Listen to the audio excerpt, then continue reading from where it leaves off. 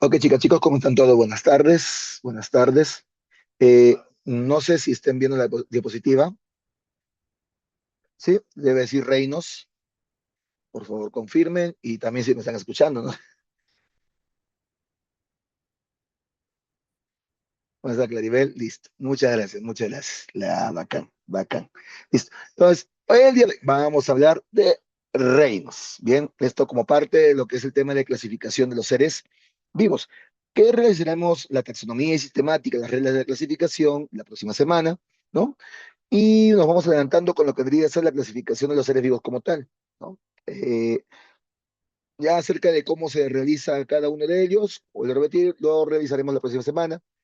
Además, tengan en cuenta que la próxima semana también vamos a ver el capítulo de evolución. Bien, evolución. Entonces, por lo pronto, veamos este capítulo de reinos, donde eh, de manera imperativa vamos a tener que analizar primero cada uno de los sistemas de clasificación para entender un poco, porque en realidad el banco no nos pone eso, ¿bien?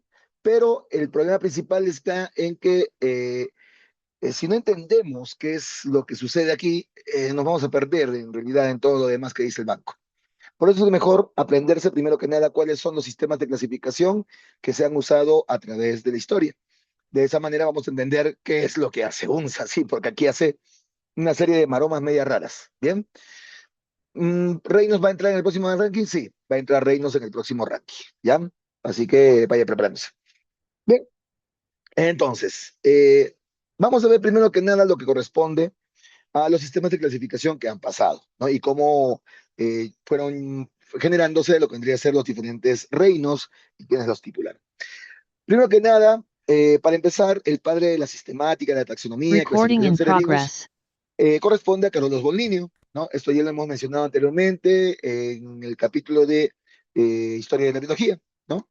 Carolus Bollinio, padre de la sistemática, padre de la taxonomía, usó una serie de categorías jerárquicas para poder instaurar a los organismos vivos, donde en ese tiempo la categoría más elevada sería el reino, ¿no? En ese momento. Esto dio origen entonces a dos primeros reinos para Linneo. El reino vegetabilia, que hoy en día es el reino plantae, y el reino animalia. Claro, evidentemente Linneo realiza los tres reinos de la naturaleza, donde se incluía también el mineralia, y el cual ustedes normalmente deben haberlo visto en la primaria, ¿no? Como los reinos mineral, animal y vegetal, ¿no? Sin embargo, solamente dos corresponden a seres vivos, que es el vegetal o vegetabilia y el animalia, ¿bien? Pero este es el año 1653, ¿no? Hace más de 200 casi 300 años. Luego Haeckel, en 1866, eh, determina un nuevo reino basándose principalmente en organismos microscópicos, a los cuales llama como protistas. Protistas. Eventualmente, en el siglo XX, Chaton descubre, bueno, no estudia, habían sido descubiertas, pero determina entonces dos nuevos grupos, basándose principalmente en la presencia o ausencia de núcleo, a los que denominó entonces como los procariota y los eucariotas. En 1978, Copeland, basándose en los descubrimientos de Chaton, genera un cuarto reino, el reino Monera, separando entonces los protistas del reino de aquellos organismos que no tenían núcleo, como moneras, las serían hoy en día las bacterias, y los protistas lo une a los hongos como los protoctistas, ¿no? Luego aquí hay una serie de maromas, ¿no? Así que Whittaker termina separando por completo a todo tipo de hongo del reino Plantae para formar un solo reino, el reino Fungi, ¿no? Y este es el típico cinco reinos que conocemos, o bueno, que al menos la mayoría les han enseñado en el colegio.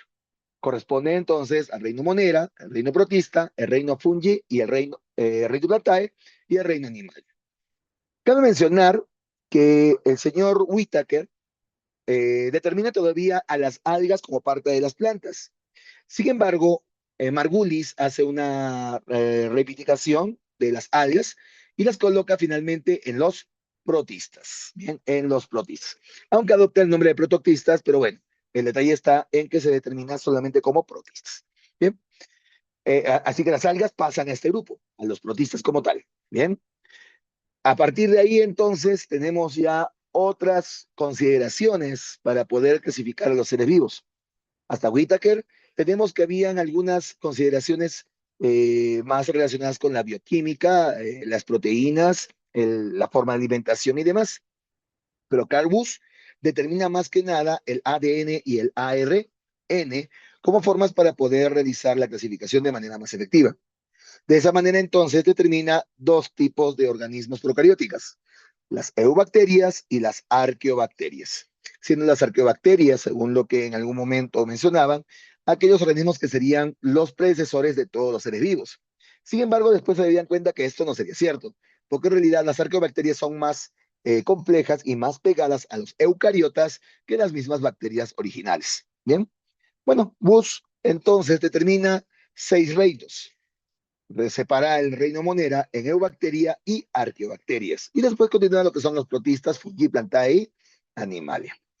Eventualmente el mismo Bush genera un taxón por encima del reino llamado dominio, donde entonces coloca a los eubacterias dentro de lo que vendría a ser, bueno, dentro de las bacterias a las eubacterias, los arqueas a las arqueobacterias y en el dominio eucaria a los organismos eucarióticos, protista, fungi, plantae y animales. Bien, hasta ahí normalmente lo que hace, lo que determina UNSA. Bien, sin embargo, en algunos bancos anteriores que ha presentado, coloca a los cromistas. Y esto corresponde a otra clasificación, la clasificación de Cavalier-Smith, que determina entonces 2 imperios y 6 reinos. Los imperios son conocidos también como dominios, bien, como dominios. En el sentido entonces, Cavalier Smith agarra y genera entonces un nuevo reino separando a los protistas como protozoos y cromistas, siendo los cromistas principalmente algas y algunos tipos de hongos que tienen características un poquito especiales, ¿no? Entonces, considera que eubacteria y arcobacterias no son suficientemente diferentes como para separarlos, así que los coloca en un solo reino, reino bacteria, ¿no? Así que tenemos bacteria, protozoa, cromista, fungi, planta y animalia. Y el hominio bacteria, el reino bacteria estaría dentro también del reino procaria o bacteria. Y el resto sería eucaria, que esos serían los 2 imperios o dominios. Eventualmente, Ruggiero vuelve a hacerle caso a Bush y entonces vuelve a separar a las bacterias como bacterias y arqueas. Entonces tenemos aquí bacteria, arquea, protozoa, cromista, fungi, planta, animalia. 7 reinos y 3 dominios. Bien, esa es la historia en sí. ¿Qué es lo que hace UNSA? Pues UNSA hace una combinación de todo esto. ¿Ya? Ya no de los anteriores, obviamente. Se basa principalmente en Bush, bueno, en Whittaker primero, en Bush y Cavalier Smith, ¿no? Agarra principalmente estos 3 autores, hace una mezcolanza media rara y eso es lo que muchas veces confunde al estudiante, ¿ya? Principalmente Whittaker y Bush, pero digamos que le podemos dar más importancia a Bush porque menciona 3 dominios, ¿bien? Por la presencia de los 3 dominios que menciona el banco. Por otro lado, en el caso de lo que son los reinos, también considera bacterias y arqueobacterias principalmente, así que está más relacionado con lo que dice Carl Bush. En algunas partes del texto, no me acuerdo si es en este banco o en bancos anteriores, menciona también a los cronistas. Esa es la parte que agarra justamente a Cavalier Smith, ¿bien? Porque menciona que las algas están en los cronistas. Y ahí es donde puede haber algunas confusiones, ¿no? Entonces, la gran mayoría del texto de la UNSA está basado en Carbus, la gran mayoría, salvo pequeños puntos que pueden mencionar a Cavalier Smith y una que otra vez, cuando habla de Reino Monera, ¿no? A Whittaker. Pero eso es muy poco frecuente, lo que hace justamente la UNSA. Entonces, agarra de todo un poco, pero principalmente nos basamos en la clasificación de Carl, principalmente. ¿Bien? Ok, entonces vamos a ver a cada uno de ellos. Empezaremos, primero que nada, eh, diferenciando a los 3 dominios. Bien, a los 3 dominios. Tenemos entonces aquí al dominio de la bacteria, al dominio arquea y el dominio eucaria. Bien, 3 dominios entonces que debemos de analizar, que es bastante sencillo en realidad. Hay bastantes similitudes entre las arqueas y eucarias, lo que hace pensar que eh, eh, en la evolución, ¿no? Las arqueas fueran anteriores para la formación de las eucarias. Por eso muchas veces en la parte de la teoría endosimbiótica serial se menciona que no son bacterias simplemente, sino son arqueobacterias, las que van a permitir la formación de la célula eucariota porque presentan estructuras genéticas muy parecidas a las eucarias actuales. Bien, entonces, primero, diferencias y similitudes entre bacterias, arqueas y eucarias. La presencia de histonas. Como bien deben saber, las histonas corresponden a proteínas que permiten que el ADN vaya a ser condensado, ¿verdad? Pero las bacterias no presentan histonas, ya que su ADN es bastante simple. Las arqueas y eucarias, al tener el ADN un poco más complejo, van a presentar entonces histonas. En el caso de la traducción, en el caso de la traducción, las bacterias empiezan la traducción, es decir, la formación de las proteínas, con el aminoácido metionina, pero modificada, ¿sí? Llamada normalmente como la formilmetionina. Bien. Mira que en el caso de arqueas y eucarias, pues esta metionina no tiene modificaciones. ¿Ya? Vuelvo a repetir, las arqueas en realidad se parecen bastante más a las eucarias que a las bacterias, ¿no? En cuanto a la complejidad del ARN polimerasa, esto es relevante. No, cuidado acá, cuidado acá. Para el caso de las bacterias, solamente se presentan 4 polipéptidos para la formación del ARN polimerasa. Bien. Mira que en el caso de arqueas y eucarias, por lo general son más de 8 polipéptidos, e incluso en el caso de eucarias, entre 10 y 12 polipéptidos. Bien. Entonces, sí, son mucho más complejos lo que corresponde a su pared, a su ARN polimerasa. Bien. En cuanto a la membrana celular es muy relevante. ¿Eh? Para bacterias presentan enlaces éster igual que en las eucarias, pero miremos que las arqueas son bastante particulares en ese sentido, muy diferentes a los dos. Aquí es donde se diferencian las eucarias, porque sus membranas celulares tienen principalmente enlaces éter, ¿bien? Éter, ¿bien? Por si acaso ya pasé las diapositivas, seguramente en un momento la visita les va a pasar a ustedes, ¿bien? O lo va a colocar de repente por ahí en la plataforma. Metabolismo. Algo que puede llegar a ser común entre bacterias y arcobacterias es justamente su metabolismo. Ambos fijan nitrógeno, ambos pueden realizar desnitrificación, hay especies para cada uno para ello. Algunos van a ser quimiosintéticos, ¿no? Que son quimiolitótrofos principalmente, ¿no? Eh, el crecimiento hipertermófilo también está presente en ambos, ¿bien? Solamente que en el caso de lo que tendría que ser las arqueas, además, vamos a encontrar que algunas van a ser metanogénesis, es decir, van a poder formar metano, ¿bien? Y también vamos a observar que la vía metilaspartato limita la ósmosis en el caso de las halófilas, favoreciendo de esa manera su crecimiento en zonas muy saladas, ¿no? O sea, está hablando de las bacterias halófilas, ¿no? Bacterias halófilas como tal. Bien, ok. En el caso de las eucarias, más bien, no existe este tipo de metabolismos, ¿no? Así que son organismos que tienen menor especialización en ello. Bien. Bueno, eso para el caso de lo que tendría que ser las principales diferencias y similitudes. Bueno, la clasificación, ¿no?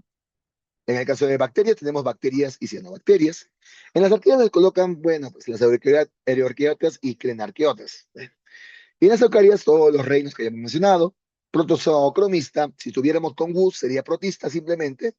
Fungi, plantae y animalia. Bien, fungi, plantae y animalia. ¿Listo? Bueno, empezamos a ver entonces a cada uno de ellos. Empezamos con el dominio arquea, las arqueobacterias. En el caso de arqueobacterias, entonces, vamos a encontrar que presentan características morfológicas muy parecidas a una bacteria común y corriente. Son procariotas, unicelulares. La mayoría son heterótrofas y algunos autótrofos. Su tamaño también es muy similar a las bacterias, 0,5 a 5 micras. Pueden formar bastones cocosefríos, igual que las bacterias. Reproducción asexual con fisión binaria. ADN bicatenero circular, con plásmidos también. Más bien aquí cabe mencionar las histonas. Se detecta muy baja evolución. Esto principalmente porque son organismos que han cambiado muy poco a través del tiempo, ya que viven en zonas bastante complejas, bastante difíciles para otros organismos de poder sobrevivir, ¿no? Y esas zonas no han sufrido muchos cambios, así que sí tienen una evolución, digamos, no muy acelerada, ¿no? Bastante lenta. En cuanto a su bioquímica, los lípidos de la membrana son importantes ya que son diferentes a ambos grupos, tanto a bacterias como también a bacterias. Su respiración, algunas anaerobias, obligadas, y otras aerobias. Ya aclaré este punto con varios de ustedes, ¿verdad? ¿Sí? No confundamos la fermentación con una respiración anaerobia. Bien. Su clasificación por hábitats, ¿no? Por hábitats. Eso es lo más importante, lo más relevante que deben tomar en cuenta. Su clasificación por hábitats. Ha venido últimamente esta parte. Bien. Termófilas normalmente con temperaturas mayores a 100 grados centígrados. Vamos a basarnos en el banco, porque en realidad podemos hablar de termófilas e hipertermófilas, ¿no? Sí, 80 a 100 grados centígrados termófilas, 100 a 123 grados centígrados las hipertermófilas. Pero el banco solamente te dice que las termófilas van a estar presentes en temperaturas mayores a 100 grados centígrados. Bien, se presentan principalmente en fumarolas marinas, depósitos petroleros, obviamente calientes, volcanes y fuentes hidrotermales. Lo más común es encontrarlas sobre todo en fuentes hidrotermales, es lo más relevante, ¿no? ¿Sí? Por lo tanto, es factible encontrarlos en el Colca, ¿sí? Ahí en el Colca, ¿bien? Mm, En el caso de lo que vendría a ser las bacterias acidófilas, su mismo nombre lo indica, viven en pHs muy ácidos, que pueden llegar a uno, por ejemplo, ¿bien? En el Mister Termófila sí, sí hay. Sí, también he encontrado algunas. Limitadas, sí. No me preguntes qué especies, por favor, porque no las sé. No soy especialista en ello. Pero sí, sí han encontrado este tipo de bacterias ahí. O, bueno, no en el MISTI, sino en sus fuentes hidrotermales, ¿no? En el caso de las metanógenas, son organismos, pues, que van a estar habitando en lugares carentes de oxígeno. No hay oxígeno normalmente, así que obviamente son anaerobias, ¿bien? Pero muy ricos en materia orgánica, generando metano en estómagos de rubiantes y pantanos principalmente, ¿no? Al tener una respiración más que nada anaerobia, bueno, pues tienen que hacer bastante destrucción de materia orgánica, ¿bien? ¿Qué tipos de bacterias hay en el caso de la Antártida? Sí, también hay algunas bacterias justamente en las zonas de la Antártida. También son bacterias con particularidades de lugares extremos, pero obviamente no son termófilas como tal, ¿no? Si no me equivoco, son criófilas, si no me equivoco, se les denomina. No, ahorita no lo tengo bien presente el nombre, pero más o menos es algo así. ¿Bien? Ahorita lo averiguo, no me acuerdo exactamente cómo era. Criófilas, criófilas, a ver, déjame ver.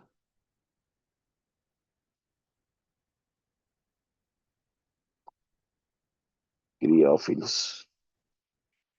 Sí, está bien, criófilos, está bien, sí, sí, sí. Lo acabo de, ¿cómo se llama esto? De consultar al famoso Google, al Google. Pero normalmente son criófilas, está bien. Ok, ChatGPT, exacto, ese mismo. Vamos, siempre tenemos que confirmar si no nos acordamos bien. Ahora sí me acordé. Bueno, obviamente halófilas son aquellas que van a estar. Ah, no, me olvidaba, metanógenas, ojo con metanógenas, porque no solamente se van a encontrar en zonas pantanosas, sino también en los estómagos de los rumiantes. Bien, y lo que genera pues, gran cantidad de metano en sí. En el caso de halófilas, bien, en el rumen, exactamente, exactamente en el rumen. En el caso de halófilas, estas más bien van a vivir en una salinidad prácticamente, bueno, es extrema. 12 a 23% de salinidad es brutal, pero el surrecimiento óptimo. Lagos salados, salinas, el mar muerto es clásico de encontrarse también este tipo de organismos. Bien. En el caso de clasificación por reinos, es un poco raro lo que ponen en la onza, ¿no? En ese sentido te ponen las crenarquiotas, donde vamos a encontrar principalmente termófilas, ¿no? Que son dependientes del sulfuro principalmente. Y en el caso de los euriarqueotas, principalmente te colocan ahí metanógenas y halógenas, halófilas, perdón. Entonces, las arqueotas es un grupo homogéneo porque solamente son termófilas. En cambio, euriarqueotas son un grupo heterogéneo porque tenemos tanto metanógenas como también halófilas. Bien, bueno, ese es básicamente el dominio arquea. Me olvidé algo muy importante, su importancia. Bien, antes de pasar ahí, anaerobias obligadas, quiere decir que viven, o mejor dicho, que realizan respiración anaerobia, porque, bueno, pues así es como su medio ambiente se lo dictamina. Eso quiere decir que podrían ser aerobias, pero son anaerobias obligadas. ¿Bien? Sí, en salinas hay halófilas, sí, sí, sí han sido detectadas. ¿Bien? Es que normalmente las acidófilas las colocan también junto con las termófilas. No es que sean lo mismo, no es que sean lo mismo, pero normalmente las colocan junto con las termófilas. ¿Ven? Pero bueno, el banco va aquí básicamente se lo ha comido. Bien. Este tipo de bacterias las descubrieron en los años 60, ¿no? Con las investigaciones de Carl Busch. Bueno, en realidad las descubrieron antes, ¿no? Pero Carl Busch fue quien detectó las diferenciaciones principales de cada una de estas, ¿no? Las bacterias con las arqueobacterias. Bien. Importancia principalmente, tenemos que al ser organismos que viven en zonas extremas, su desaparición me indica que existe algún tipo de contaminante, ¿no? Así que sí, ayudan a detectar la contaminación ambiental. Además, muchas de estas son usadas en tratamientos de aguas residuales para poder de esa manera degradar más fácilmente lo que vendría a ser las moléculas orgánicas.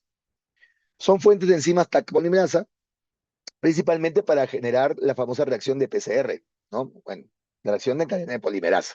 Es una técnica clásica del laboratorio para amplificar la cantidad de materia orgánica que tenemos, ¿no? Las metanógenas forman metano y por eso mismo son importantes en el efecto invernadero. Hay que tener cuidado con esas metanógenas porque el medio ambiente puede verse perjudicado. Bien, la importancia en sí entonces está relacionado primero que nada con la contaminación ambiental, tanto en su detección como también en algunas que la generan, ¿no?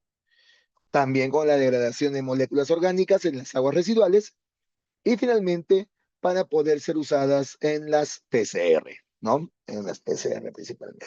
Bueno, en este árbol filogenético, por ejemplo, ustedes pueden observar cómo es la ramificación de la vida, ¿no? Luca estaría acá, en esta intersección de las Universal Common Ancestry. Y después de esta ramificación tenemos la formación de las bacterias y lo primero que se formó seguramente son arqueobacterias, ¿bien? Arqueobacterias. Y de ahí tenemos que las eucariotas, ¿no? Salen precisamente de estas arqueobacterias. Claro, una combinación posiblemente con alguna bacteria por ahí. Pero bueno, ese es el camino evolutivo que se siguió. ¿Bien? Sí, se puede dar también por algunas bacterias, pero hay que tomar en cuenta que en el caso de las termófilas son más efectivas que ellas por mantenerse vivas en temperaturas más elevadas, ¿no? Bueno, ese es el árbol filogenético principalmente. Listo. Vamos al siguiente dominio, correspondiente a las bacterias. Bien, bacterias. En el caso de lo que son bacterias, entonces, no lo vamos a encontrar principalmente, bueno, lo mismo que en su momento en relación a las características generales, ¿no? Son procariotas unicelulares, como también pueden ser coloniales. Bien, viven de forma libre algunas de ellas, algunas son simbióticas, importantísimas que se den las simbiosis, por ejemplo, con el caso del famoso Rhizobium, ¿no? En el caso de las leguminosas, ahí es muy relevante que vayan a presentar estas, ¿cómo se llama? Esta asociación simbiótica, ¿no? Para poder fijar nitrógeno. Algunas parásitas, y las parásitas suelen causar enfermedades que pueden llevar incluso a la muerte a algunas plantas y animales. En cuanto a su reproducción, principalmente asexual por fisión binaria. Mm, a ver, sí, o sea, normalmente su reproducción es asexual por fisión binaria y eso es indiscutible. Sin embargo, necesitan presentar algún tipo de reproducción sexual o al menos variabilidad genética. Por eso mismo hacen una reproducción también parasexual, aunque eso no está en el banco, igual se lo menciono, porque eso lo utilizan con los plásmidos para poder recombinarse. Así que no es que en las bacterias no haya evolución, hay evolución. Es una evolución muy importante que nos debe interesar porque esto podría llegar a generar múltiples problemas en el futuro con respecto a su capacidad de farmacoresistencia, ¿no? La pared celular está hecha a partir de mureína. No le mencioné en arqueobacterias porque el banco no lo dice, pero la pared celular de las arqueobacterias está formada por pseudomureína, también llamado como pseudopeptidoglucano. ¿De qué? Hay que tener cuidado con eso. Bien. La farmacoresistencia es una forma de evolución que tienen las bacterias para de esa manera poder resistir a los fármacos, ¿no? Justamente viene la palabra farmacoresistencia. La hacen principalmente a partir de bacterias que hayan encontrado algún tipo de opción bioquímica que les permita combatir algún tipo de antibiótico. Entonces, si una bacteria llega a encontrar esa forma de resistir a ese antibiótico, no se queda con esa información nada más, sino que la comparte a todas las demás a través de la parasexualidad y específicamente a través de la conjugación. ¿Bien? Así que sí, corresponde a una de las formas más peligrosas para nosotros en las cuales las bacterias evolucionan. ¿Bien? Prácticamente se puede decir que es, ¿cómo se dice? eh, que dirige su propia evolución. ¿Bien? Claro, por eso mismo es mala la automedicación, porque favorece que muchas bacterias que puedan sobrevivir a esos fármacos puedan realizar o pueden generar fármaco resistencia y lo comparten con otras. Bueno, la nutrición típicamente es, la mayoría de ellas, heterotrófica, pero también existen algunas autótrofas, como dice, mencionan ahí en el banco las purpúreas verdes. Esta nutrición autótrofa, por si acaso lo estamos viendo en bacterias y no cianobacterias. No es lo mismo bacterias que cianobacterias. Las bacterias como tal, autótrofas, utilizan bacterioclorofila, mientras que las cianobacterias utilizan clorofila verdadera, clorofila A. Es más, bien. En el caso del contenido citoplasmático, tienen poco en realidad, principalmente ribosomas, ¿no? Y gránulos de almacenamiento que están hechos a partir de glucógeno, principalmente lípidos y compuestos fosfatados. Bien. Las purpúreas verdes son autótrofas, son bacterias autótrofas. Bien. Bacterias autótrofas. Las formas, igual que en el caso de arqueas, esféricas, en forma de bacilo y espiraladas. Bien. Algunas son importantes para fijar nitrógeno, como por ejemplo el género Rhizobium. Te puedes acordar fácilmente de esto porque rizo significa raíz, biovida, viven en las raíces. Bien, esas bacterias viven en raíces de leguminosas y a partir de ello fijan el nitrógeno. Bacterias patógenas hay un montón. Una de las más importantes es el Mycobacterium tuberculosis, que produce lo que ustedes conocen con el nombre de tuberculosis, ¿verdad? Y en la industria se puede utilizar, por ejemplo, Bacillus thuringiensis. Corresponde a una bacteria que causa daño a orugas. De esa manera, entonces, se puede sacar el principio activo de estas para poder generar un veneno. Y sí, se genera un veneno llamado como glisofato que mata orugas. Es un poco polémico porque se dice que también podría llegar a ser cancerígeno, al menos en grandes cantidades. Bien, por eso es un poquito polémico este veneno que se usa a partir de este Bacillus thuringiensis. Bien, bueno, en cuanto a su estructura, por la parte externa, presentan una cápsula que puede ser llamada como cápsula si es rígida o glucocálix si es laxa. La pared celular está hecha a partir de mureína o péptido glucano. Perdón. Bien, entonces, a partir de este tipo de tinción tenemos dos tipos de bacterias. Las gram positivas, que son de color azulado, donde van a encontrarse principalmente ácidos teicoicos y lipoteicoicos, mientras que las gram negativas tienen principalmente lipopolisacáridos y lipoproteínas. Bien. En el caso de la membrana celular, esta puede tener algunas variaciones. Invaginaciones, llamadas como fimbres, perdón, invaginaciones llamadas como mesosomas, e vaginaciones llamadas como fimbres.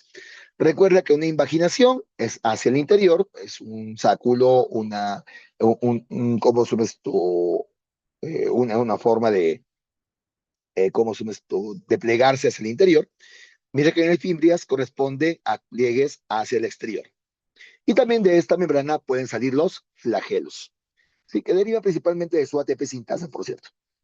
En el caso de los citoplasma, tenemos principalmente ribosomas 70S, ¿no? 70S, plásmidos, ¿no? Que es básicamente ADN extracromosómico, gránulos reservantes, como he mencionado, glicógeno, lípidos principalmente, y también tenemos un nucleoide, ¿ya? También llamado como genóforo. Ahí, dentro del nucleoide, que en realidad es una zona bien espesa del ADN, perdón, del citoplasma, donde se encuentra el ADN, y ese ADN es simplemente denominado como cromosoma solamente por analogía. ¿Bien? Analogía. ¿Bien? Así que vamos a analizar estas partecitas de manera bastante rápida, ¿sí? En el sentido, miren, cuando hemos hablado de mesosomas, los mesosomas corresponden, como ya he mencionado, a invaginaciones. ¿Bien? Invaginaciones. Si se invagina, hay diferentes formas de invaginación, hay tubulares, laminares, dendríticas, etcétera. Bien, Y dentro de esas imaginaciones existen proteínas que van a permitir algunas la formación, o mejor dicho, la duplicación del ADN, ¿no? Y otras se dedican a la respiración celular. Bien, estas proteínas entonces son importantísimas. Uno, para favorecer, para favorecer la fisión binaria, y dos, para favorecer la formación de ATP. ATP. Esa es una invaginación. Un mesosoma, entonces, los mesosomas son invaginaciones que cargan proteínas para hacer duplicación del ADN y con ello influyen en la fisión binaria, o en todo caso para la formación de ATP y con ello influyen en la respiración celular. Esos son las mesosomas. Las fimbrias son evaginaciones. Evaginaciones, están sobresaliendo y se ven como pelitos, como pueden observar, ¿no? Ahí está como pelitos. Estas fibras suelen tener una proteína llamada como fimbrina, la cual les permite adherirse a alguna superficie. De esa manera pueden generar sus enzimas para destruir, por ejemplo, comerse una célula. Meten sus enzimas, destruyen la célula y después se alimentan de los compuestos orgánicos que salen de esa célula. Solamente que lo hacen en masa, son un montón. Bien. Las formas la ven ahí: cocos, bacilos, espirilos y vibrios, por ejemplo. No creo que necesite explicar mucho acerca de ello. Lo que sí, más bien, ingresando a la célula, tú vas a encontrar primero en la parte exterior una cápsula que la tiene solamente bacterias patógenas.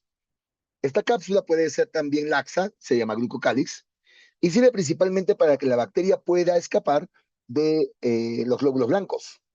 Aquí, por ejemplo, tenemos un glóbulo blanco, el cual trata de atrapar los receptores de la bacteria.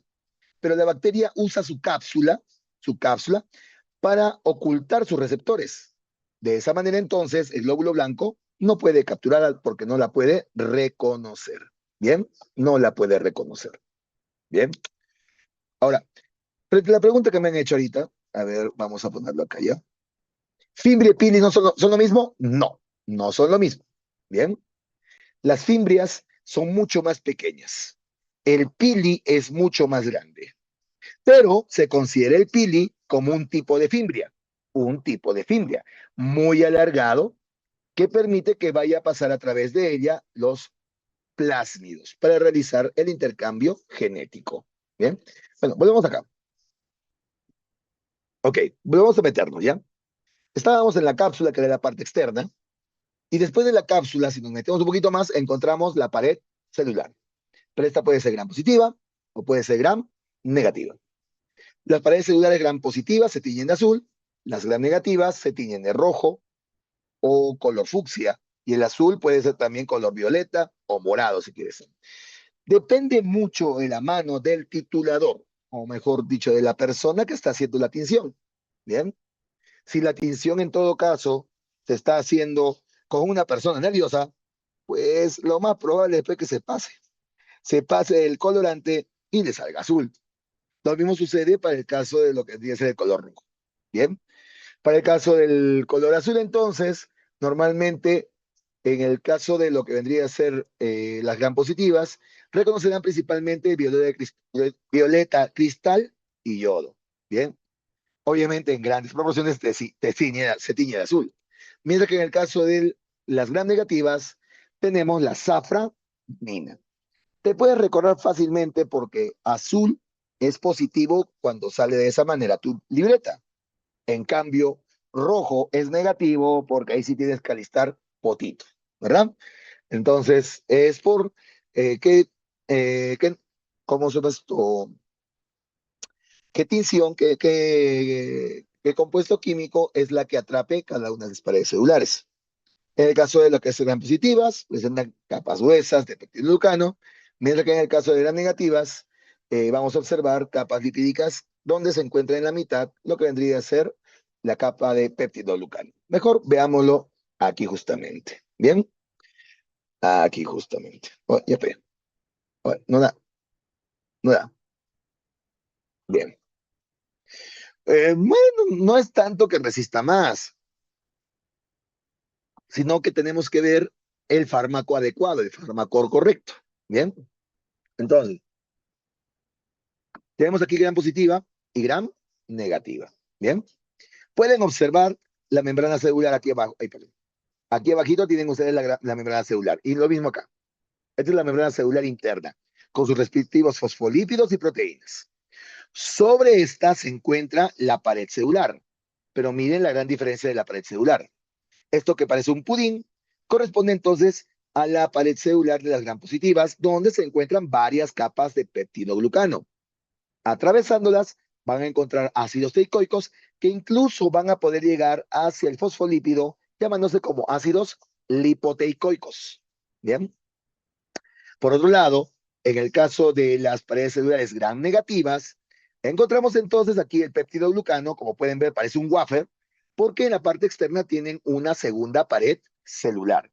Esta segunda pared celular principalmente va a tener lipoproteínas y lipopolisacáridos hacia la cara externa. Bien, entonces, en realidad no es precisamente quién es más resistente que el otro, sino en realidad depende del tipo de fármaco. Y también hay algunas estrategias que usan las bacterias para poder librarse de los glóbulos blancos.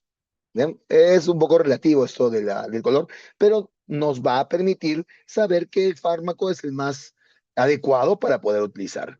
Bien, como pueden observar, aquí está la técnica, ¿no? Si quieren, los curiosos pueden leerla principalmente, es la técnica como tal, como es que poco a poco va tiñéndose lo que vendría a ser cómo son esto, las bacterias conforme va pasando los tiempos que tienen que utilizarse, ¿no? Pero bueno, esa es básicamente la técnica de la tinción, ¿ya? Ahora, en el caso de lo que vendría a ser la estructura interna ya, vámonos hacia la membrana celular, ¿bien? Y la membrana celular tiene una bicapa lipídica, ¿ya? La clásica de como los eucariotas, con la diferencia de que no tienen colesterol, sino van a presentar opanoides. Es otro tipo de compuesto orgánico, ¿bien? Como ya he mencionado, se van a presentar mesosomas, que son básicamente pliegues de la membrana, ¿ya? Entonces, aquí lo tenemos. Estos son los mesosomas. Son pliegues internos, son invaginaciones. Hay diferentes tipos, ¿bien? Y como ya he mencionado, están relacionados con la división, bueno, duplicación del ADN y por eso mismo también con la fisión binaria. Aunque también podemos mencionarlo con la esporulación. Básicamente está relacionado con la reproducción de la bacteria. ¿Bien? Ahora, en el caso de lo que vendría a ser la filiofibria, ya lo he mencionado, las fibrias son evaginaciones que le permiten adherirse a diferentes superficies, sobre todo de células a las que van a parasitar. Mientras que el pili o fimbria sexual, ¿bien? Permite el paso de los plasmodesmos, ¿bien? Plásmidos, perdón. Plasmodesmos. Plásmidos, sorry, se me hacía raro que raro. Ok. Y eso permite la reproducción parasexual. ¿Bien? Esta parasexualidad se puede dar por conjugación, por transformación o por transducción. Bien, para los que no sepan entonces, tenemos aquí el ADN normal del organismo, pero lo que sucede es que puede sacar una copia de partes del ADN que pueden ser de interés para todas las bacterias. Eventualmente lo compartirán. No lo van a dejar, no van a dejar la información para ellas solitas, sino que no son egoístas. Comparten la información. Bien, esto se da de manera natural. La transformación es parecido, solamente que es entre una bacteria que ya está moribunda o incluso ya muerto y que puede servir el ADN para otra bacteria, modificando de esa manera su estructura e incluso pudiendo salvarla. La transducción más bien lo podemos usar normalmente nosotros los humanos como formas artificiales para poder pasar ADN de una bacteria o de una célula de un lado a otro. Esa es una forma ya biotecnología principalmente. Bien, es que si tienen conciencia, si tienen conciencia.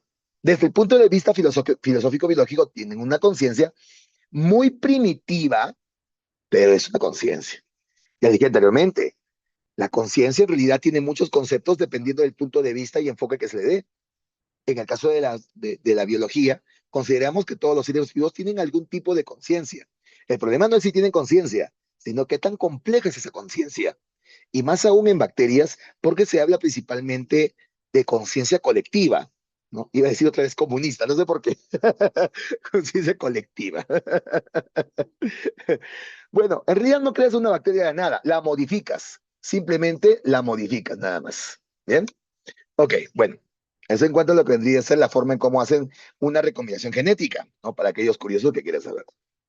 Ahora, en el caso de flagelos, los flagelos son básicamente estructuras proteicas que principalmente salen de la membrana celular. Digamos que es una modificación del ATP sintasa que presentan en la membrana. Evidentemente consta de tres partes.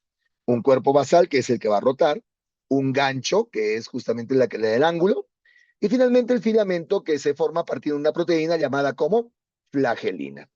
Estos flagelos van a poder encontrarse de diferentes disposiciones. Hay bacterias que no tienen flagelos, así que son llamados como atrica. Si tienen un flagelo, monotrica. Si tienen un penacho, lofotrica.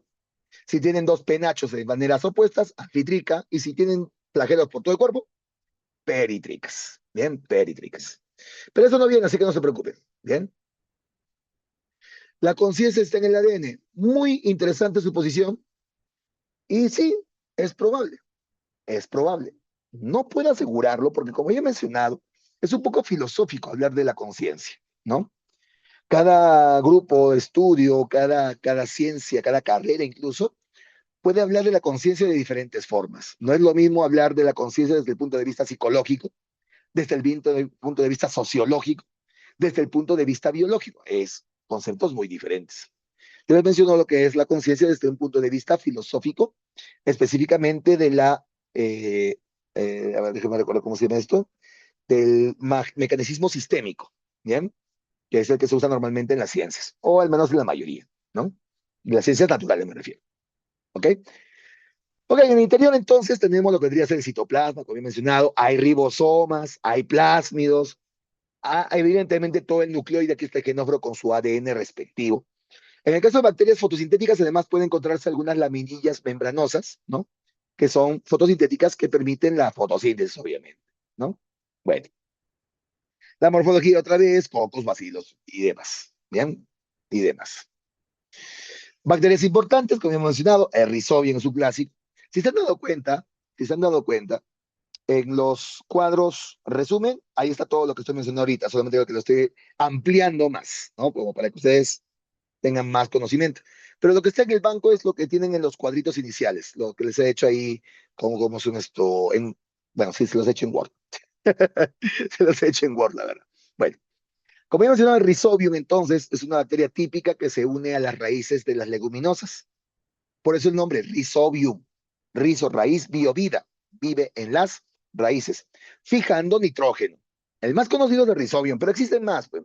Existen más que permiten actuar de manera ecológica con otros seres vivos, ¿no? Y también mencionamos al famoso Bacillus thuringiensis, usado principalmente en la eliminación de plagas, principalmente, ¿no?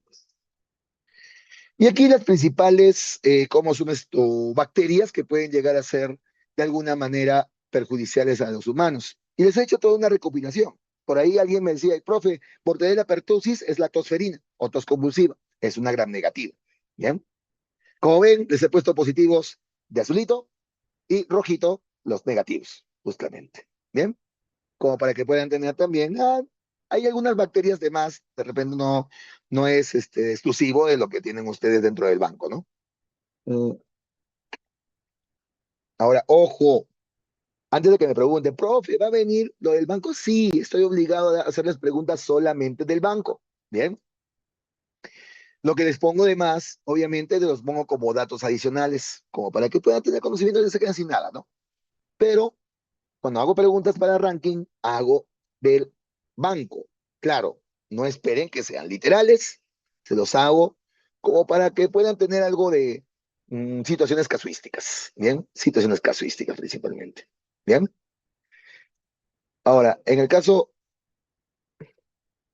¿podría existir un mundo sin bacterias? Pues no existe un mundo sin bacterias. Las bacterias son la base de los ecosistemas. Y no solamente eso, son los primeros seres vivos que han aparecido en el planeta. Así que no existe un mundo sin bacterias. Es más, si encontramos un planeta, ¿no? Que no sea el planeta Tierra, obviamente, ¿no? Un planeta donde hubiese vida, lo más probable es que tengan seres muy parecidos a las bacterias de nuestro planeta. Parecidos no quiere decir las mismas, por si acaso, pero son muy parecidas. Bien, sigamos, jóvenes. Cianobacterias. No, es que tranquilos, tranquilos. A ver, no se me desespere, ¿ya? No es necesario que te aprendas todas estas bacterias. Como he mencionado, solamente aquellas que tienen en el banco, suficiente con ellas. Yo les he puesto aquí principalmente las más importantes, perdón, las más relevantes para nuestro conocimiento general, pero solamente te van a pedir las del banco, nada más. ¿Bien? Así que no se desesperen al aprender un montón de nombres científicos. Para nombres científicos, solamente aquellas que van a generar enfermedades importantes, nada más. ¿Bien? Igual lo mismo vamos a ver para protistas. Cianobacterias. Bien. Estas son básicamente bacterias solamente que tienen clorofila. Bien. Además parecen bastante a las gram negativas, ya que tienen una doble membrana la segunda membrana externa, forma parte de su pared celular. Entonces son organismos procariotas, unicelulares, coloniales, formando filamentos principalmente, aunque hay también algunas láminas. La reproducción es por fisión binaria, también hay fisión múltiple. La fragmentación se da como una forma de reproducción de las colonias principalmente, y las esporas, que son básicamente células de resistencia o de latencia. Su fotosíntesis depende principalmente de la clorofila A, pero llegan a presentar también otros pigmentos que van a captar la luz a 440 o 550, como son ficocianina y ficoeletrina. Ojo, se llaman cianobacterias, pero no todas son azules. Sí, yo sé, cianobacterias, azul significa, ¿no? Sí, ciano, azul. Incluso les llaman algas verde azules. Pero esto no significa que en realidad todas sean azules. Se identificaron algunas que tenían mayor cantidad de ficoeritrina que ficocianina y por lo tanto tan azules no eran. No, no eran. Las cianobacterias también se caracterizan por fijar nitrógeno atmosférico en cuerpos de agua a través de una célula modificada llamada como heterocisto. Dentro de ellas, las principales son el nostoc, la oscilatoria y la espirulina. Bien, podemos observar aquí justamente a esta cianobacteria. Como ven, se parece bastante a una bacteria, con el detalle que presenta estos tilacoides. En realidad son laminillas membranosas, ¿no? Llamados como clorosomas. Eso no está en el banco, pero bueno, son clorosomas, donde se encuentran los pigmentos fotosintéticos. Bien, en el interior van a encontrarse un carboxisoma, donde se encuentra el famoso rubisco. Rubisco es la ribulosa bifosfato carboxilasa. Es una proteína que se encarga, que se encarga de la fijación del dióxido de carbono. Bien, pero bueno, eso no viene, tranquilos, ¿ya? Tranquilos, solamente estoy aquí dándoles un poquito más. Bien, dentro de las pentosas, no entender.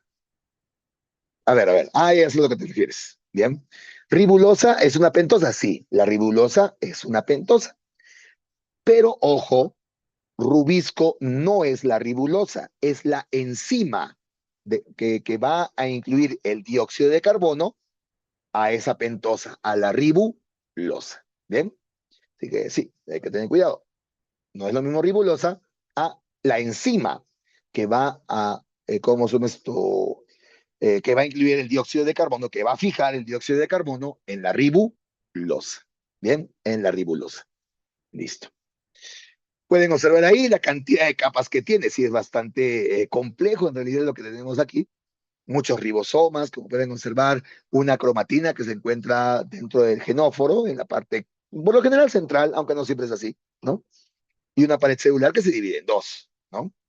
Pero bueno, lo que vamos principalmente, organismos fotosintéticos, procarióticos que usan clorofila A, ficocianina y ficoeritrina. Miren, en esas membranas, ahí tienen justamente lo que son la ficocianina, ficoeritrina sobre estas, y en el interior pueden observar lo que es el fotosistema que tiene clorofila.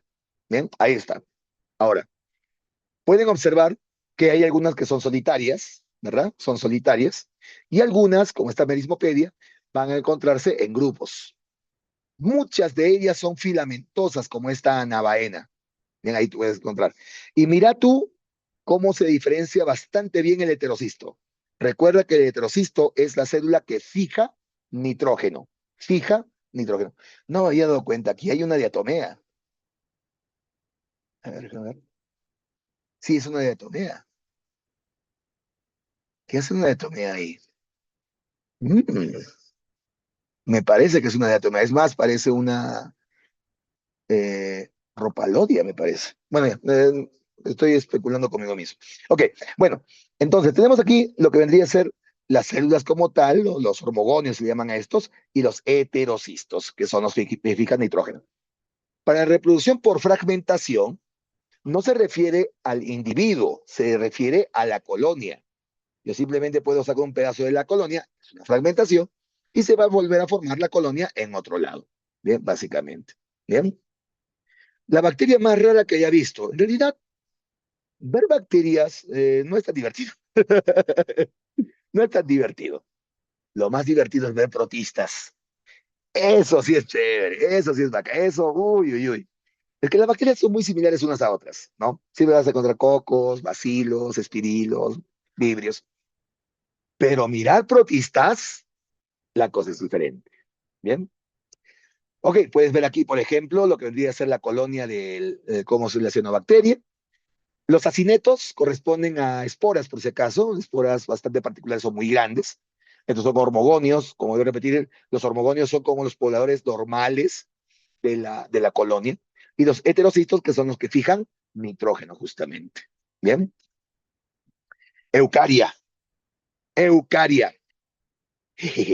Reino protista. Bueno, tranquilo, no te preocupes, no te tienes que aprender todo. Bueno, esta parte sí. Tenemos tres grupos principales en los protistas. Los protofitas, que son las algas, los protozoarios, que son los parecidos a los animales, y los mohos. Y los mohos. Me parece que es mucha información, ¿no? Pero no se preocupen.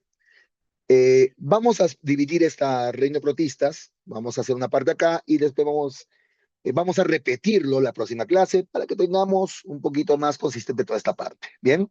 Reino de protistas sí lo puedo volver a hacer la próxima semana. ¿Bien? Apréndete esta semana, sí o sí, arqueobacterias y bacterias. ¿Bien? Arqueobacterias y bacterias. ¿Quieren formulario? ¿Quieren formulario? Chicos, sí, les hago formulario. Ya, lo que les puedo hacer, mmm, ya, les puedo hacer un formulario para que resuelvan ustedes el fin de semana. No creo que esta semana, podría ser la próxima. ¿Bien? Sí, los quizzes, los quizzes. Se los dejo para que ustedes puedan resolverlos el fin de semana, ¿no? Entonces, no va a incluirse dentro del seminario, lo van a poder hacer en el momento que ustedes quieran, ¿ya? Durante todo el fin de semana. Se lo puedo dejar para un fin de semana. Tengo que buscar mis archivos para ponerles un buen formulario. Bien, pero sí, creo, tengo bastante también de estos temites. Bien, formulario entonces de los temas de reinos. Bien, preguntas de ranking. Tú sabes que las preguntas de ranking las hago, ¿cómo sube esto? Un día antes de que me las pidan, así que ahorita todavía no las tengo.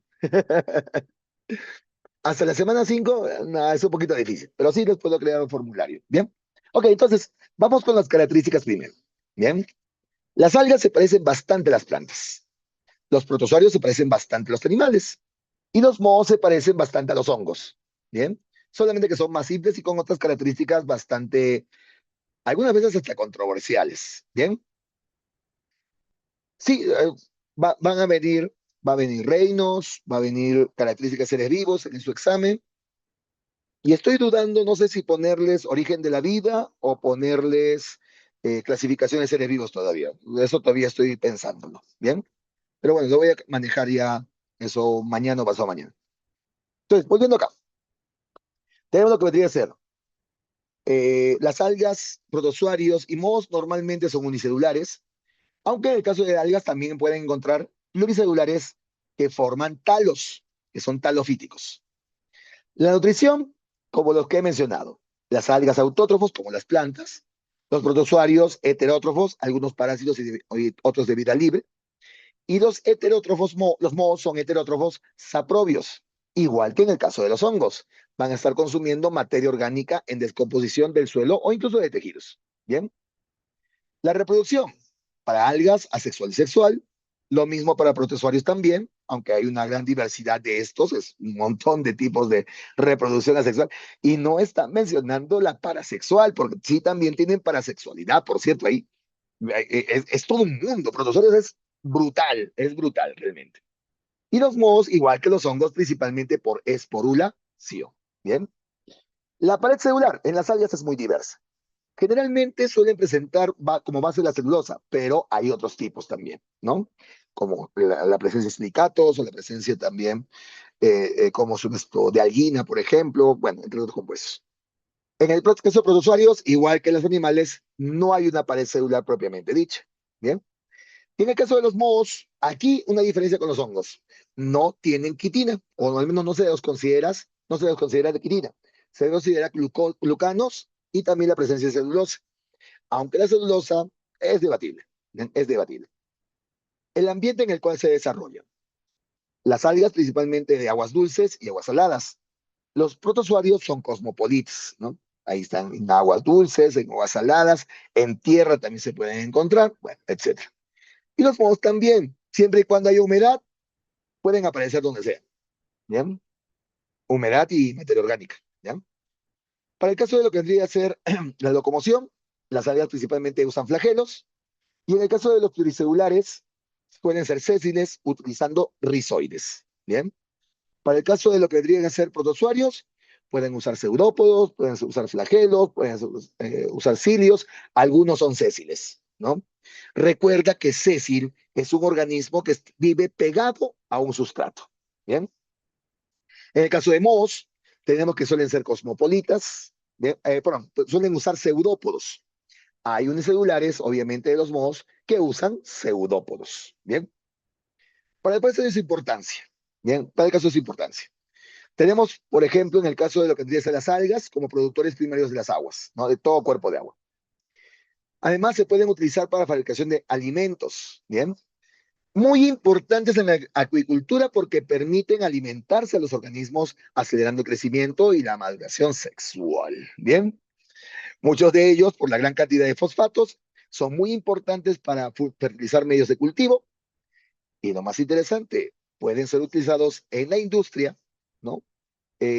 Para poder generar espesantes industriales, como son los helados, quesos cremosos, sopas, salsas, yogurts, aunque esto es polémico, porque incluso Pura Vida tenía, ¿cómo son estos compuestos sacados de las algas y que dijeron que era cancerígeno? Y sí, en grandes cantidades es cancerígeno. ¿Bien? La locomoción es el traslado. La locomoción es el traslado. Exacto, justamente eso le decía. El carragenano o carragenina. ¿Bien? Sí, hubo unas peleas brutales. Ustedes pueden escuchar los debates que ha habido entre Jorge del Castillo y Johnny Lescano respecto a ello. Es brutal, ¿no? Donde Johnny Lescano dice, no se puede ser tan cara dura. Es buenazo, esas peleas de los congresistas son brutales, ¿no? Pero bueno, sí, en realidad todo compuesto, todo espesante industrial es usado normalmente en estos compuestos. Vuelvo a repetir, no es que si las pruebas vas a tener cáncer, no. Se menciona que en grandes cantidades. Esto quiere decir que no comas tanto de esto, ¿no?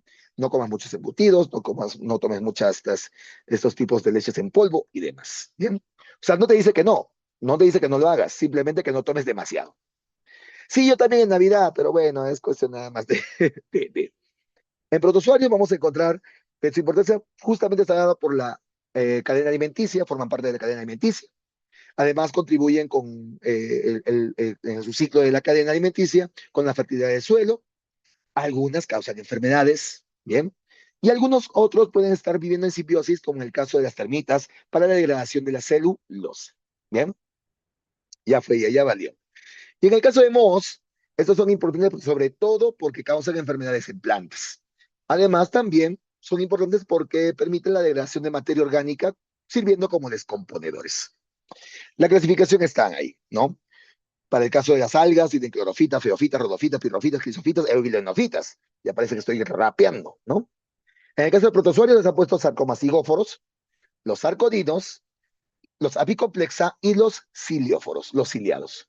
Y en el caso de mohos, te han puesto los mixomicota, oomicota, acrasomicota y quiriomicota. Cabe mencionar que los oomicota en realidad deberían estar dentro de los cromistas, pero bueno, Estamos con una clasificación rara que ha hecho la URSS. Bien, así que, bueno, hasta ahí lo dejamos el día de hoy, chicos. La próxima clase vamos a resolver el resto, ¿bien? El resto de protistas y también vamos a ver lo que corresponde a Reino Bernstein. Ojo, chicos, hoy día hazte ¿cómo se llama esto? La idea de que tienes que aprenderte bacterias y arqueobacterias. Bacterias y arqueobacterias, por favor, ¿bien?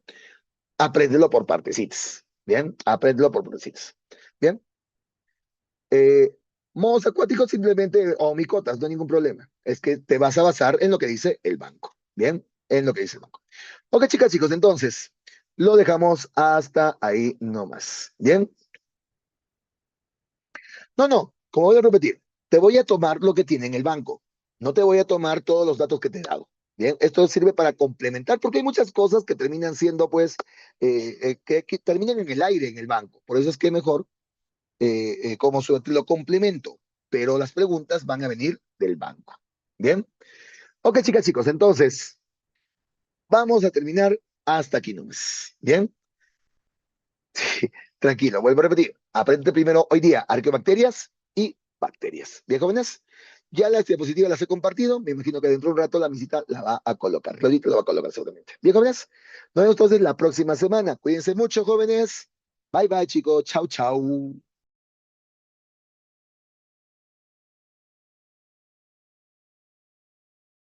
Recording stopped.